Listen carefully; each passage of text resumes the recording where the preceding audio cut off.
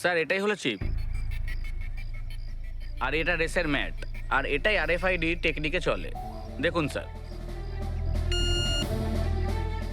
ও, তার মানে রেস শুরু হতেই যখন কোনো রানার এটা ক্রস করে তখন এই টাইমিংটা ওই মুহূর্তে শুরু হয়ে যায়। একদম স্যার, অফিসের কার্ডের মতন স্যার। ঠিক আছে, এটা তো বুঝতে পারলাম, কিন্তু এটা কি জানতে পারা যাবে যে কেউ রেস মাঝপথে ছেড়ে দেয় আর পরে আবার এসে জয়েন করে? এরও উপায় আছে স্যার। স্যার এই ম্যারাথন রেস 31 কিলোমিটারের হয়। এতে 4টে ভাগ, প্রথমটা 5, দ্বিতীয়টা 10, তৃতীয় 15, চতুর্থ 20। চতুর্থ পর্যায় থেকে ফিনিশিং লাইনের দূরত্ব কম করে 1 কিলোমিটার স্যার। তার মানে সব মিলিয়ে 6টা প্যাড, স্টার্টিং লাইনের প্রথম প্যাড আর ফিনিশিং লাইনের 6 নম্বর প্যাড, মাঝখানে 4টে থাকছে, 4টে ধাপ, 4টে প্যাড। যখন কোনো প্রতিযোগীর পা ওই প্যাডের মধ্যে পড়ে তখন আমরা বুঝতে পারি ওই রানার কত টাইমটা নিয়েছে। তাহলে কে রেস মাঝপথে ছেড়েছিল আর কে ছেড়ে যায়নি এটা জানা গেলে এটাও জানা যাবে যে একটা ধাপ থেকে আরেকটা ধাপে যাওয়ার সময় কোন রানারের সব থেকে বেশি সময় লেগেছিল। সবকটারই টাইমিংটা চেক করতে হবে। জানা তো যাবে সে কে যে মাঝপথে রেস ছেড়ে আবার জয়েন করেছে। পুরবি,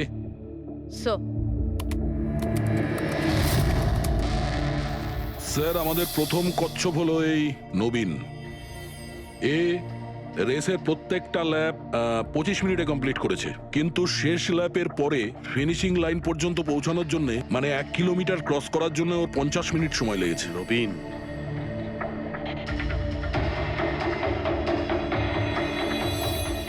আর স্যার এই মুক্তি, এর টাইম তো রেকর্ডই হয়নি। 15 থেকে 20 কিলোমিটারের মাঝের ধাপ। তাহলে এই হলো দ্বিতীয় সাসপেক্ট।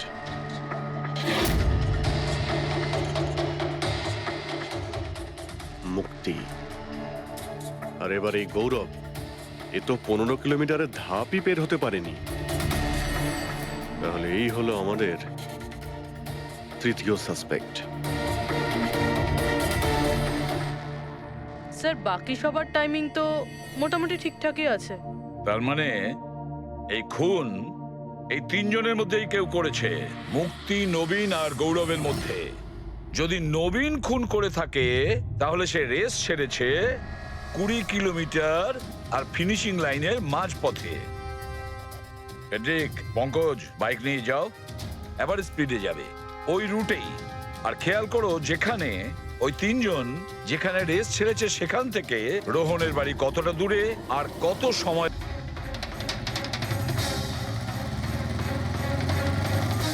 15 কিলোমিটারের মাঠ থেকে আসছি স্যার, এটা 10 কিলোমিটার। হ্যাঁ, মুক্তি বোধহয় এখানেই কোথাও দাঁড়িয়েছিল, 10 আর 15 কিলোমিটারের মার্কের মাঝখানে। এই আমি স্টপ ওয়াচটা অন করলাম আর আমি চললাম রোহনের বাড়ি। থাম পঙ্কজ, এই রাস্তাটা দিয়ে। এই রাস্তা দিয়ে? হ্যাঁ, এই রাস্তাটা চলুন। আরে আস্তে চালা না। হ্যাঁ।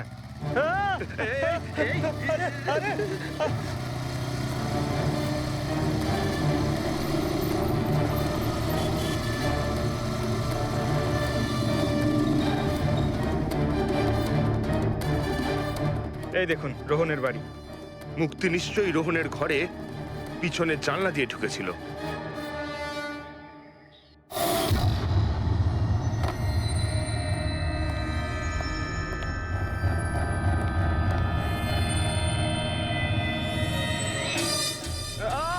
আরে অ্যাক্টিং করতে বলেছিলাম। থাম।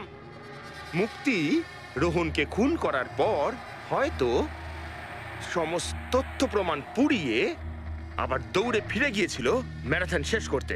চল আমরা আবার যাব সেই ম্যারাথনের ওখানেই, 20 কিলোমিটারের মার্কটার কাছে।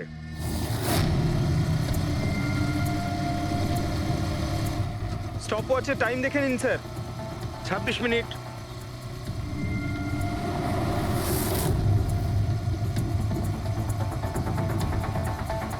বাহ, আরে ব্যাস ব্যাস ব্যাস। এবার মুক্তি পৌঁছলো 20 কিলোমিটারের মার্কে পাক্কা 30 মিনিট পরে। আর তারপর এখান থেকেই হয়তো ও রেসটা শেষ করেছিল।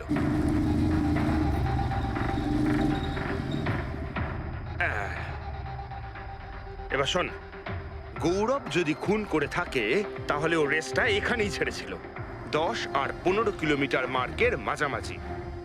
এই আমি স্টপ ওয়াচ অন করলাম। এবার যাব আমরা রোহনের বাড়ি। চলো। চল।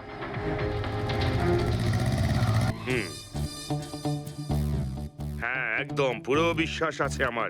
Excuse me. এই ছাড় ছাড় ছাড় ছাড়, আরে আরে আরে মরে যাবো তো। চল।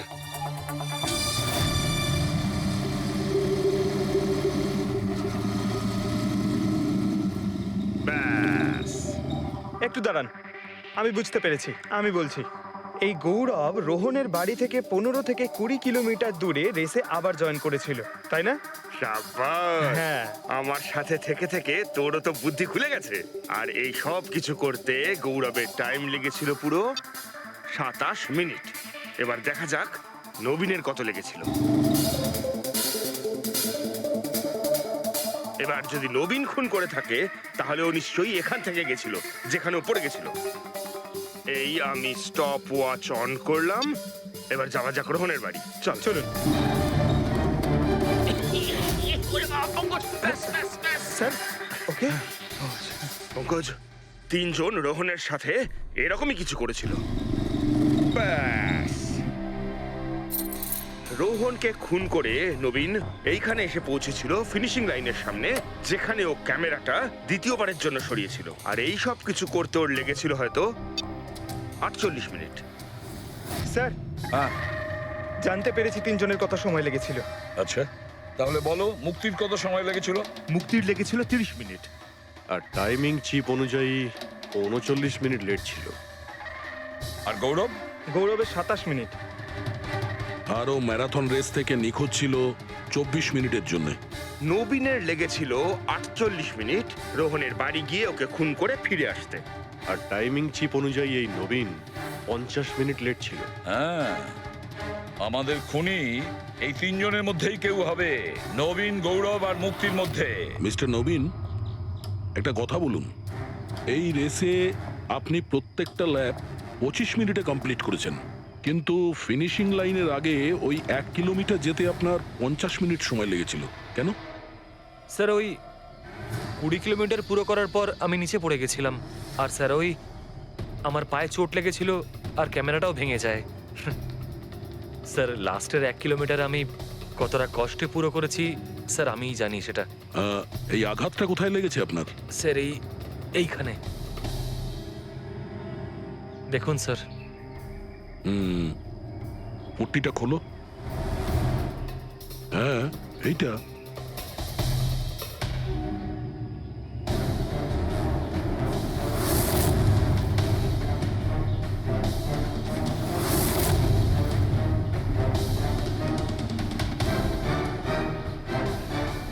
স্যার, এবার আপনার বিশ্বাস হয়েছে যে আমি কোনো দোষ করিনি? নির্দোষ যদি হও, এত ঘাবড়ে যাচ্ছ কেন? ঘাম হচ্ছে, অনেকটা নার্ভাস লাগছো তুমি। হ্যাঁ,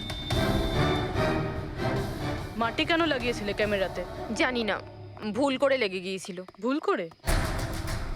15 থেকে 20 কিলোমিটার ধাপও ভুল করে ছেড়ে দিয়েছিলে নাকি? আমি তো কোনো ধাপই ছাড়িনি, সমস্ত ধাপই পুরো করেছি। কিন্তু টাইমিং চিপ তো অন্য গল্প বলছে। টাইমিং চিপ খারাপও তো হতে পারে। আপনি একজন মেশিনের উপর বিশ্বাস করবেন নাকি একজন জীবন্ত মানুষের উপর? আচ্ছা, তোমার গোপ্রো ক্যামেরাটা কোথায় গেল? তুমি তো ওদের ওটা ফেরত দাওনি। ওটা তো হারিয়ে গেছে স্যার। হারিয়ে গেছে? কি করে হারিয়ে গেল ভাই? জানি না স্যার, ওই রেসের মাঝখানে হঠাৎ করে দেখলাম ক্যামেরাটা ছিলই না। জানি না কোথায় পড়ে গেছে। আচ্ছা, আর ওই 15 কিলোমিটারের ধাপটাও কি হারিয়ে গিয়েছিল? ওটাকে তো পার করনি তুমি। স্যার, আমি পুরো রেস কমপ্লিট করেছি। মিথ্যে কথা বলবে না। রেসের মাঝে কোথায় গিয়েছিলে? কোথাও যাইনি স্যার, আমি তো পুরো রেস কমপ্লিট করেছি, কোথাও যাইনি স্যার। আচ্ছা, স্যার মনে হচ্ছে নবীনই, কারণ আমি যখন ওকে জিজ্ঞাসাবাদ করছিলাম তখন ওর মুখ একদম ফ্যাকাশে হয়ে গেছিল, হাত পা কাঁপছিল ওর। এই গৌরবও কম নয়। ও বললো জানি না কি করে ক্যামেরাটা হারিয়ে গেছে। আরে এত বড় একটা ক্যামেরা পড়ে গেলে সেটা কেউ জানতে পারবে না স্যার।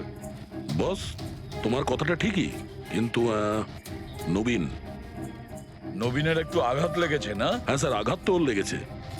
স্যার আমার মনে হচ্ছে ও মিথ্যে কথা বলছে। স্যার আমার মনে হচ্ছে মুক্তি মিথ্যে বলছে। ও জেনে শুনেই ক্যামেরায় মাটি লাগিয়েছিল, কারণ নিশ্চয়ই এমন কিছু আছে যেটা ও আমাদের থেকে লুকোতে চাইছে। হ্যাঁ, এটাও হতে পারে, কারণ ক্যামেরায় যদি ভুল করে মাটি লেগে যেত তাহলে আরো সবার ক্যামেরাতে লাগতে পারতো ভুল করে। গোলমাল আছে, এই তিনজনের মধ্যে কোনো না কোনো গোলমাল তো নিশ্চয়ই আছে। খুনি এই তিনজনের মধ্যেই কেউ একজন। নবীন, আমাকে ওই জায়গাটা দেখাও যেখানে তুমি এক্স্যাক্টলি পড়েছিলে। কিভাবে পড়েছিলে? আসুন স্যার। কিন্তু স্যার আমার পায়ে খুব ব্যথা আছে, আপনি একটু সাহায্য হ্যাঁ, করবেন হ্যাঁ, আমাকে? নিশ্চয়ই নিশ্চয়ই, এসো।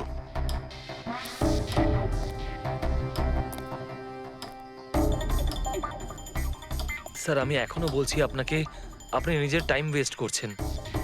এমনটা যেন না হয় যে আসল খুনিই পালিয়ে যায়। সিআইডির হাত থেকে আজ পর্যন্ত কোনো খুনি না বেরিয়েছে না বেরোতে পারবে। নিশ্চিন্ত থাকো। হ্যাঁ, স্যার ওই যে এখানে আটকেই আমি পড়ে যাই। এখানে? হ্যাঁ স্যার। স্যার পড়ে যেতেই আমার ক্যামেরাটাও ভেঙে যায়। আচ্ছা। তারপর আমি ক্যামেরাটা আবার লাগালাম, তারপর রেস্টার্ট করলাম। প্রচুর ব্যথা নিয়ে তুমি এই রেসটা ফিনিশ করেছো। হ্যাঁ স্যার, এখনো খুব ব্যথা। তুমি পড়েছিলে এইখানে, এই জায়গাটায়?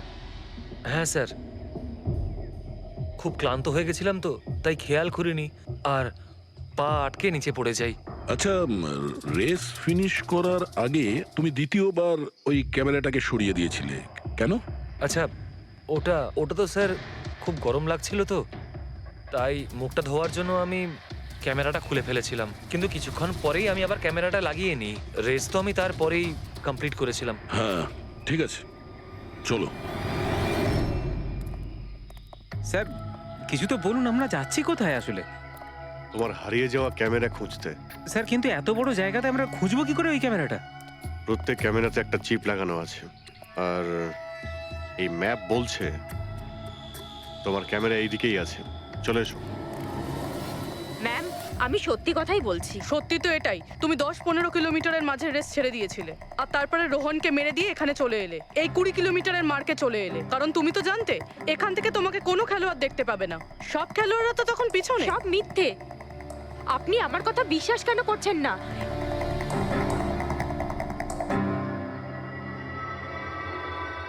কি কি খুঁজছো? আমি কিছু তো না। কিছু আছে ওখানে?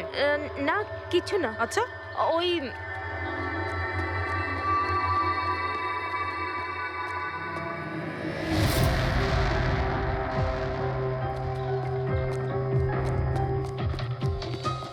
ও তো তুমি সাইকেলে করে গিয়েছিলে রোহনকে খুন করতে?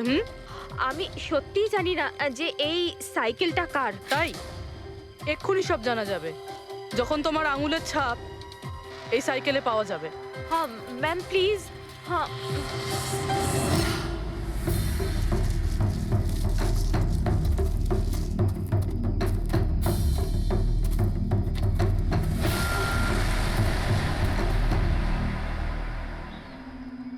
এই হলো ক্যামেরা। এটাকে পুরো ভেঙে ফেলেছো? হ্যাঁ, আমি ভাঙিনি স্যার। দুটো ক্যামেরা।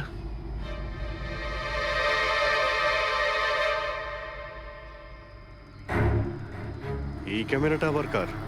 স্যার স্যার সরি, আমি আপনাকে মিথ্যে বলেছি স্যার, কিন্তু আমি আপনাকে সব সত্যি কথা বলে দিচ্ছি স্যার। বলো, তাহলে সত্যি বলার মুড হয়েছে তোমার?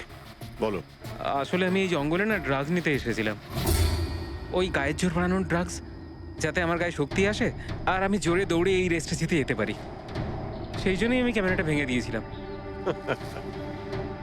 খুব ভালো মজা করো তুমি। জোরে দৌড়ানো ড্রাগ নিয়েছিলে ম্যারাথনে, যেখানে অনেকক্ষণ দৌড়তে হয় আস্তে আস্তে, সেখানে জোরে দৌড়ানো ড্রাগের দরকার ছিল। মজা করছো? হ্যাঁ, এটা কার ক্যামেরা? আমি জানি না স্যার। কোনো ব্যাপার না, সব জানতে পেরে যাব। আমি অপরাধ করেছি, কিন্তু ওটা নয় যেটা আপনি ভাবছেন। আমি রোহনকে মারিনি। আমার দোষ শুধু এটুকুই যে আমি রেসটা জেতার জন্য একটু চালাকি করেছিলাম। বুঝলাম না, কি করেছো তুমি? আমি জানতাম না যে টাইমিং চিপ প্রত্যেক ধাপে রানারের টাইম নোট করবে। আমি ভেবেছিলাম শুধু রেসের প্রথমে আর শেষে টাইম ক্যালকুলেট হবে। আর তাই 10 কিলোমিটার পর্যন্ত এসে ক্যামেরায় মাটি লাগিয়ে দিয়েছিলাম আর ওখান থেকে সাইকেল নিয়েছিলাম।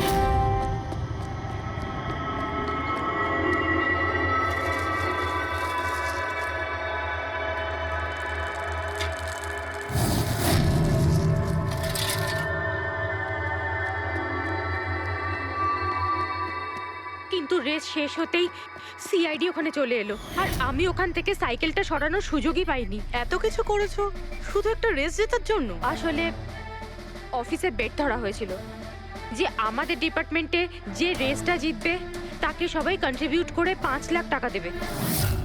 আমার টাকার খুব দরকার ছিল, তাই আমি এটা দীপ্তির ক্যামেরা। এই দুটো ক্যামেরা তোমরা কেন ভেঙেছিলে? স্যার আসলে আমরা এই রেসে এসেছিলাম যাতে একে অপরের সাথে সময় কাটাতে পারি, কিন্তু তারপরে খেয়াল হলো যে আমাদের প্রেমের কথাবার্তা সব ওই গোপ্রোতে রেকর্ড হচ্ছে। স্যার কখন থেকে ফলো করছে। শোন না, তোকে খুব সুন্দর লাগছে। দাঁত ছাড়ো তো। কি হলো? গোপ্রোতে সব রেকর্ড হচ্ছে। ও গড, এখন কি করব? একটা কাজ করা যাক, চল আমার সঙ্গে। হ্যাঁ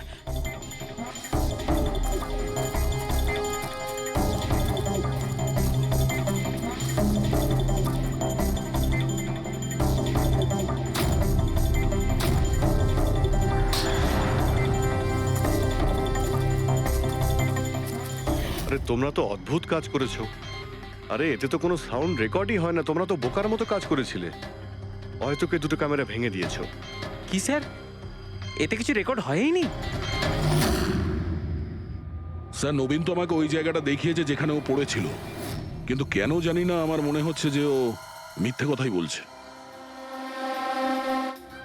আরে মুক্তি, স্যার মুক্তি বলেছে যে ও সাইকেলের ব্যবহার করেছে রেস জেতার জন্য। স্যার হতে পারে ও মিথ্যে কথা বলছে আর রোহনকে খুন ওই করেছে।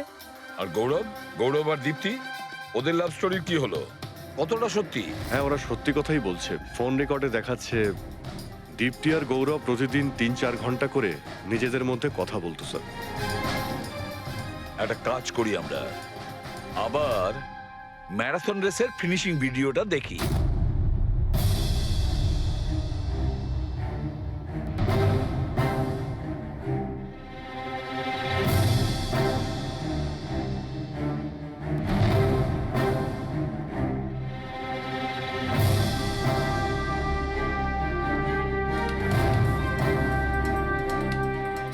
তার মানে গৌরবের ঠিক পরেই এই দীপ্তি ঢুকেছিল।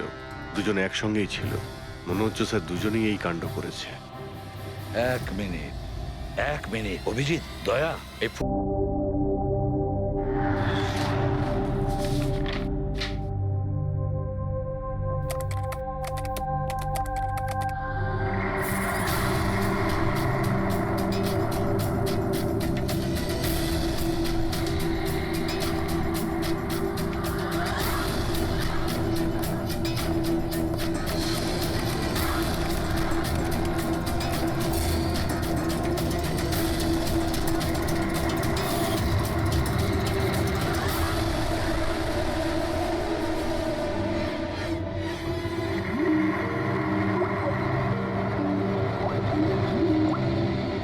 স্যার আমি আপনাকেই ফোন করতে যাচ্ছিলাম। তোমার আর কতক্ষণ লাগবে? আপনি এটা ধরে নিতে পারেন গন্তব্যে আমরা পৌঁছে গেছি। বলছো লোকের কাছাকাছি দেখতে পাচ্ছ? হ্যাঁ দেখতে পাচ্ছি তো।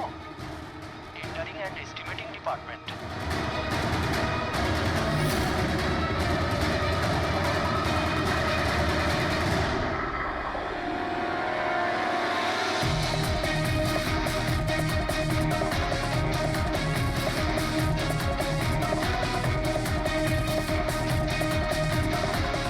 আর ওই লোকটার নাম খুব শিগগিরই আমি আপনাকে বলে দেবো।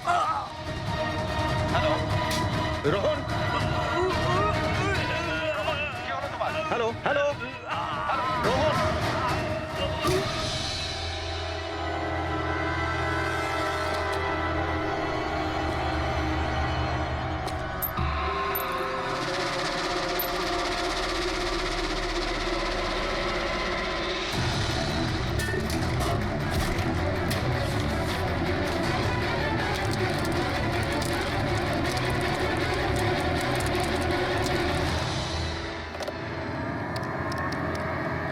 Hello, police station.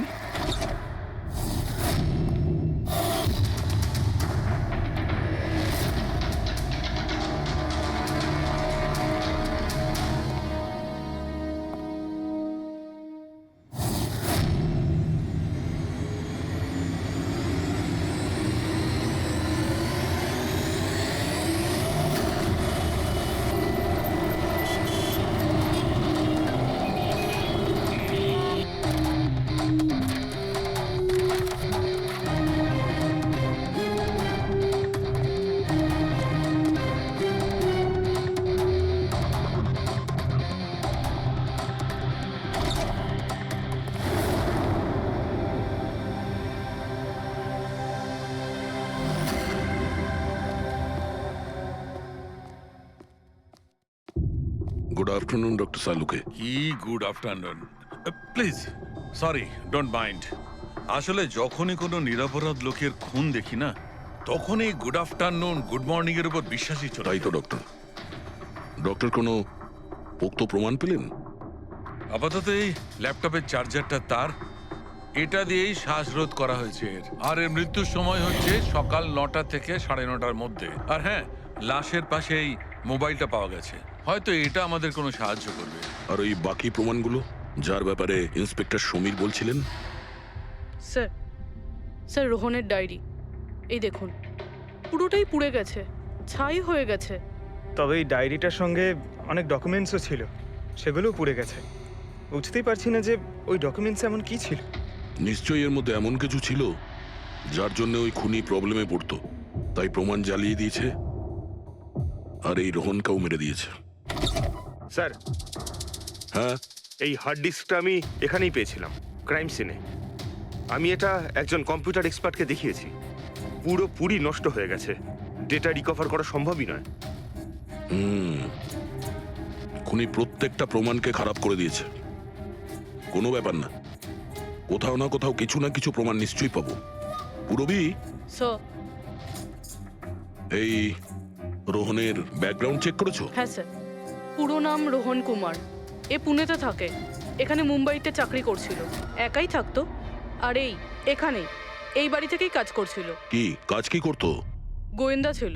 বড় বড় কোম্পানিতে যে লাখ লাখ টাকা জালিয়াতি হয় সেগুলোর তদন্ত করত। তাহলে তো অনেক শত্রুই আছে এই রোহনের। হ্যাঁ দয়া, আর ওই অনেকগুলো শত্রুর থেকে আসল খুনিটা কে সেটা হয়তো তোমাকে এইটা বলবে। কি এটা ডক্টর? এটা চুম্বক। চুম্বক? এর মধ্যে একজন দৌড়বীরের ছবিও আছে, কিন্তু এই চুম্বক রোহনের বডির মধ্যে কি করছিল? আমার মনে হচ্ছে হয়তো এটা খুনির হবে। ওর পকেটে ছিল, এদিক ওদিক করতে গিয়ে হয়তো এটা পড়ে গেছে। তাহলে তো এটা আঙুলের ছাপ থাকবে। না, একটাও নেই। একটাও নেই।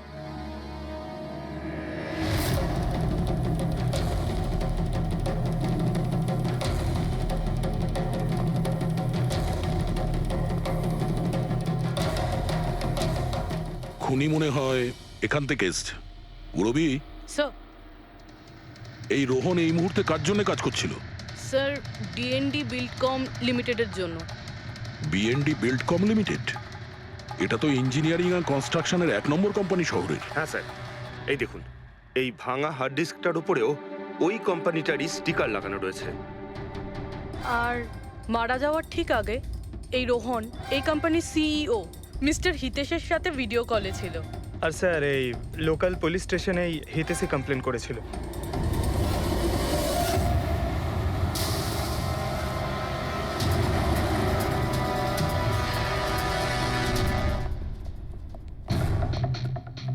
এটা কি এত বড় অফিসে শুধুমাত্র একজনই লোক ছিল নাকি? মনে হচ্ছে স্যার ইন্ডিয়ার ম্যাচ দেখার জন্য সবাই বাড়ি চলে গেছে। আচ্ছা, আজকে ইন্ডিয়ার ম্যাচ আছে?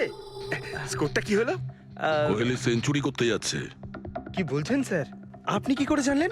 বাইরে ওয়াচম্যান কমেন্ট্রি শুনছিল। ইনভেস্টিগেশন করতে এসেছি, চোখ কান খোলা রাখতে হবে। স্যার, হিতেশের cabin. Mister Hitesh. Hi. CID. Please বসুন। আমি আপনাদেরই অপেক্ষায় ছিলাম। শুরু থেকে বলুন সবকিছু।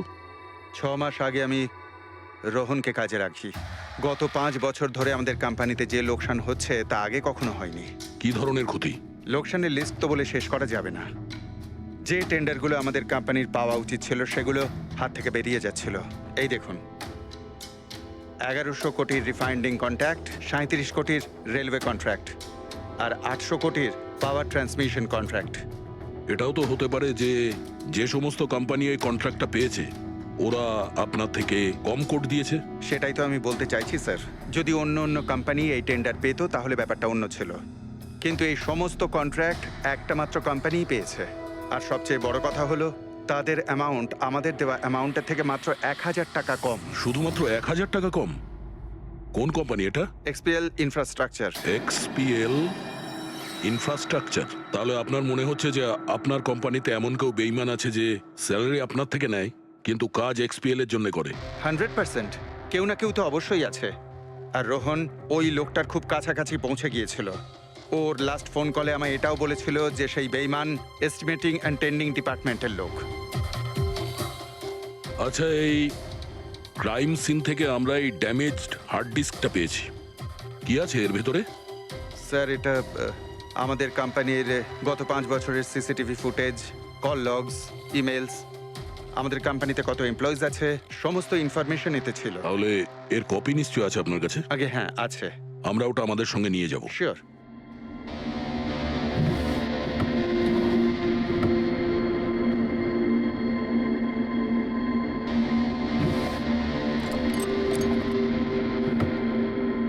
হয়তো হার্ড ডিস্কটা চুরি হয়ে গেছে। আমি এখানেই রেখেছিলাম হার্ড ডিস্কটা। কি? আপনার কেবিনের ভেতর থেকে কোনো জিনিস কি করে চুরি হয়? হয়তো আমার অনুপস্থিতিতে কেউ এসেছিল আর এখান থেকে। কিন্তু আপনার অফিসে এই সিসিটিভি ক্যামেরা লাগানো নেই কেন? কখনো দরকারই পড়েনি স্যার। প্রয়োজন বলে আসে না, এখন পড়লো তো প্রয়োজন। Sorry sir.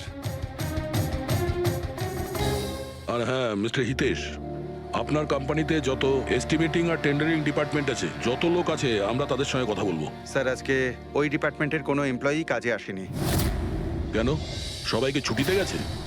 আসলে ওরা প্রত্যেকেই ম্যারাথন রেসে পার্টিসিপেট করতে গেছে, যেটা সকাল 7টা থেকে 11টার মধ্যে হবে। কি সবাই ওই ম্যারাথন রেসে দৌড়তে গেছে?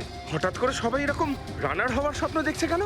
আসলে আমাদের কোম্পানি এই ম্যারাথন রেসটা স্পন্সর করছে, তাই আমাদের এমপ্লয়ীদের এটা বাধ্যতামূলক ছিল ওখানে পার্টিসিপেট করা। শুধু তারাই পারবে না যাদের হাঁটুতে বা অন্য কোনো সমস্যা আছে। তো আপনারও সমস্যা আছে হাঁটুতে? হ্যাঁ। আচ্ছা আচ্ছা, এই ডিপার্টমেন্টে কতজন কাজ করে? 10 জন। আর এই 10 জনই ম্যারাথন রেসে গেছে? হ্যাঁ স্যার, যদি কেউ না যেত আমি অবশ্যই জানতে পারতাম স্যার। স্যার, হুম, যদি পুরো ডিপার্টমেন্টের সবাই ম্যারাথনে দৌড়চ্ছিল যখন রোহনের খুন হয়েছিল, তাহলে খুনটা করলো কে?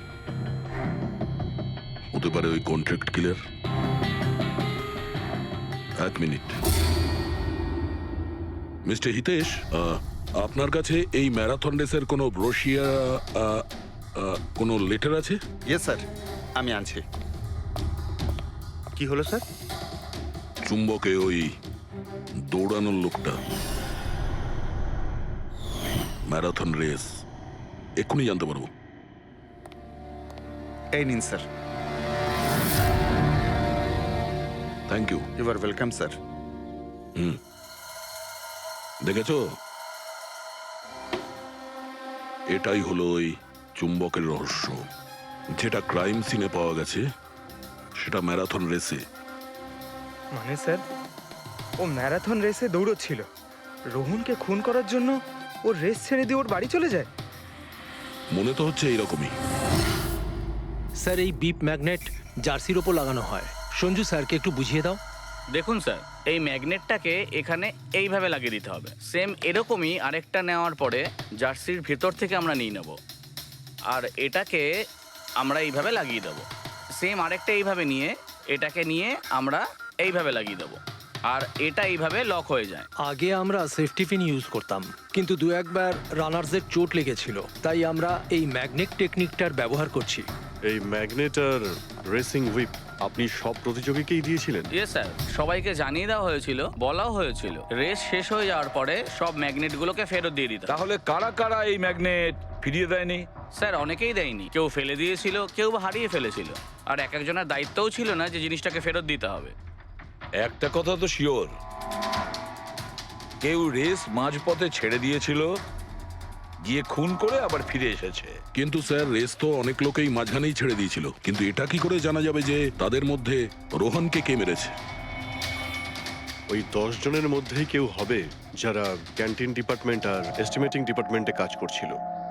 কিন্তু স্যার ওই 10 জনের মধ্যে রেস মাঝপথ থেকে ছেড়ে দিয়েছিল, এটা কিভাবে জানতে পারবো? জানা যেতে পারে স্যার। কি করে? স্যার আমরা প্রত্যেকটা প্রতিযোগীর মাথায় গোপ্রো ক্যামেরা লাগিয়েছিলাম, আর সেটা থেকে জানা যেতে পারে কে মাঝপথে ছেড়ে দিয়েছিল। ওয়ান্ডারফুল।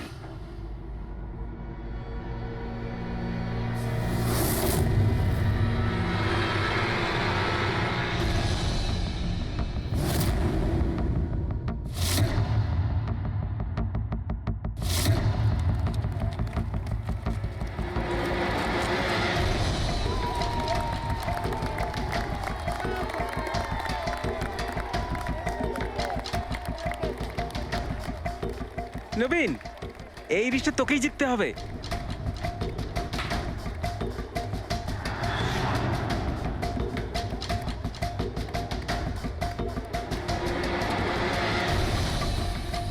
রান।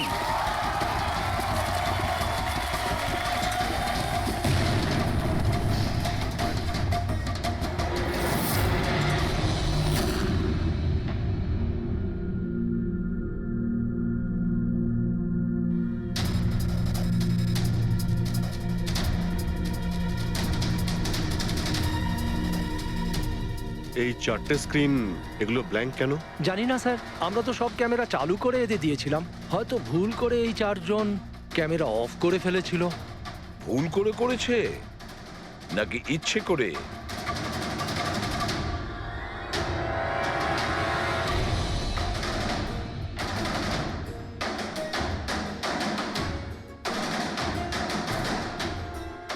এদের মোটিভটা কি বুঝে উঠতে পারছি না, এরা কি করতে চাইছিল।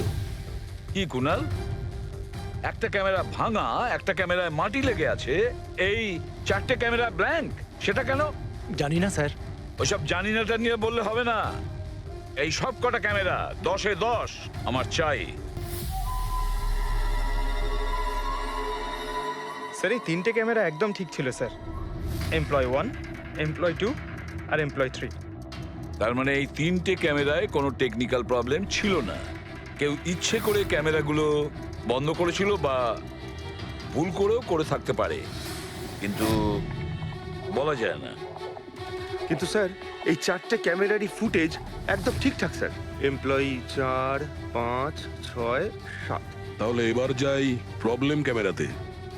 সবার আগে প্রবলেম ক্যামেরা ছিল এই নবীনের, যার লেন্স ক্র্যাক হয়ে গেছিল। হতে পারে দৌড়তে দৌড়তে পড়ে গেছিল।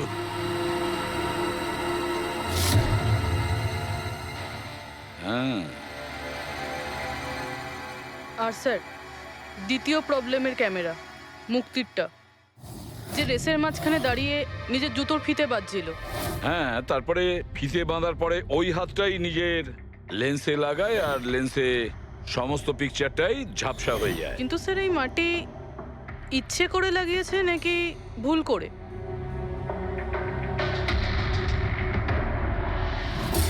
আরে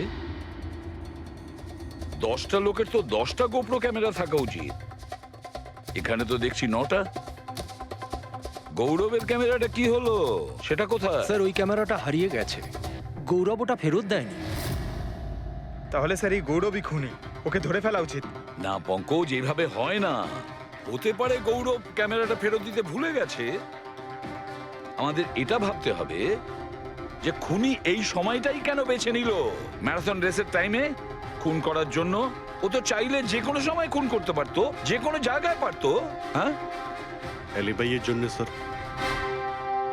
যাতে ধরা পড়লে খুনি বলতে পারে যে রোহনকে খুনের সময় ও তো ম্যারাথনে পার্টিসিপেট করেছিল। হ্যাঁ, সেই জন্য ও রেসেও পার্টিসিপেট করেছিল আর রেস কমপ্লিট করেছিল। তার মানে স্যার রেসকে মাঝখান থেকে ছেড়েও চলে গেছিল, তারপরে গিয়ে খুন করলো, আর খুন করার পরে এসে রেস আবার শেষ করলো। এক্স্যাক্টলি। কিন্তু স্যার এই ফুটেজ থেকে কিভাবে জানতে পারবো কে রেস ছেড়ে চলে গেছে, খুন করেছে, আবার রেস জয়েন করেছে? স্যার এই ব্যাপারটা আপনি টাইমিং চিপ থেকে জানতে পারবেন। টাইমিং চিপটা আবার কি? আজকাল ম্যারাথন রেসে বিজেতাকে জানার জন্য আরএফআইডির ব্যবহার করা হয়। আরএফআইডি মানে রেডিও ফ্রিকোয়েন্সি আইডেন্টিফিকেশন। আগে হ্যাঁ, ও, এই টেকনিক থেকে একটা জিনিস জানা যেতে পারে যে একজন রানারের প্রত্যেকটা ল্যাব কমপ্লিট করতে কত সময় লেগেছে। RFID, radio frequency identification.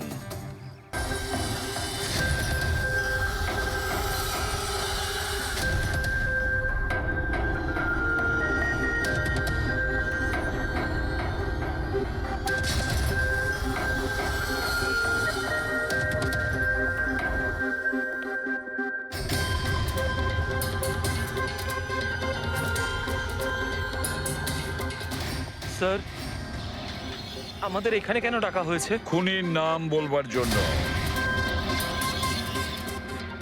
Sir, সত্যিই খুনি ধরা পড়েছে? তাহলে তাহলে বলুন না স্যার, কে খুনি? আরে বলবো, একটু ধৈর্য ধরো। মুক্তি, 5 লাখ টাকার জন্য তুমি বেইমানি করেছো। 5 লাখ টাকার জন্য। আর গৌরব, তুমি হ্যাঁ? তুমি তো তোমার ভালোবাসা লুকোনোর জন্য বেইমানি করেছো।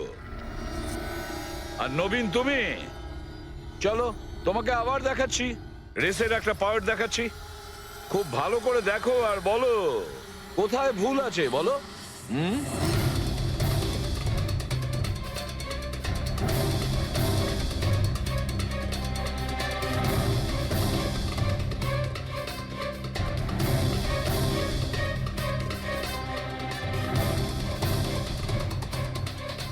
কিছুই তো নেই স্যার, সবই তো ঠিকই আছে। কোনো প্রবলেম নেই। তোমার মনে আছে তুমি বলেছিলে যে ক্যামেরাটা দ্বিতীয়বার যখন তুমি সরিয়েছিলে তারপরে তুমি মাথায় জল ঢেলেছিলে? ওটা তো স্যার খুব গরম লাগছিল, তো তাই মুখটা ধোয়ার জন্য আমি ক্যামেরাটা খুলে ফেলেছিলাম। মিথ্যে বলেছিলে তুমি, নিজের মাথায় জল ঢেলেছিলে।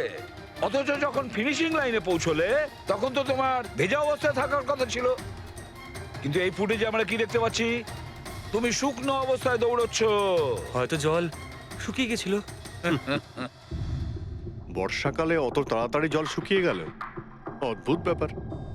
তাহলে নবীন, তোমাকে আরো একটা ফুটেজ দেখাই, এই গল্পের শেষ অংশ। বলো, এটা দেখে তোমার কি মনে হচ্ছে?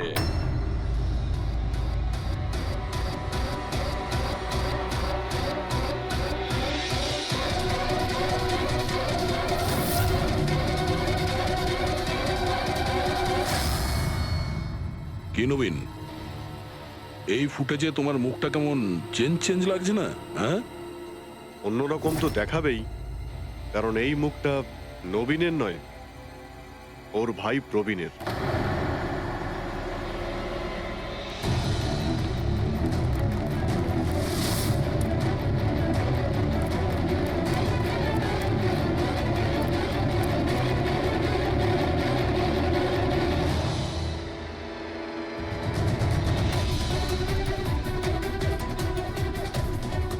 খুব বড় প্ল্যান বানিয়েছিলে তুমি, দারুণ মাথা খাটিয়েছিলে তুমি। প্রথমে 3টে এমপ্লয়ির ক্যামেরা বন্ধ করে দিয়েছিলে,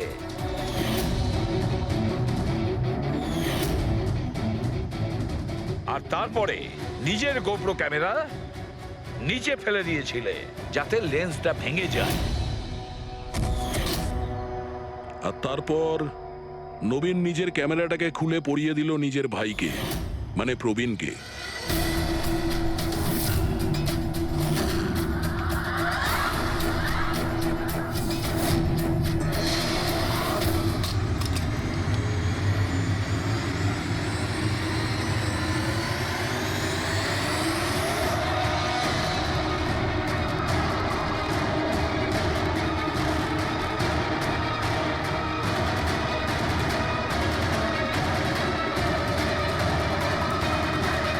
এই ক্যামেরা বদল করার সময় খুব একটা সময় ছিল না, তাই হতে পারে ওই টি শার্টে যখন কাগজটা লাগাচ্ছিল তখন সমস্ত ম্যাগনেটগুলো লাগায়নি, কিছু ম্যাগনেট নবীন নিজের পকেটে ভরে নিয়ে গেছিল।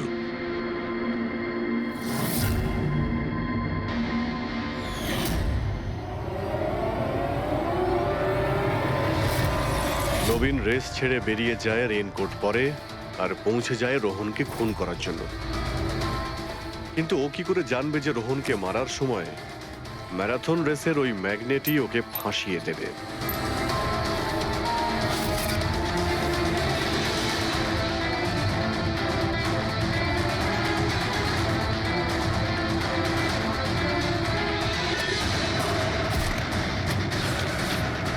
তারপর তুমি পুরো প্রমাণ নষ্ট করলে আর আবার এসে রেসে জয়েন করলে ইচ্ছে করে।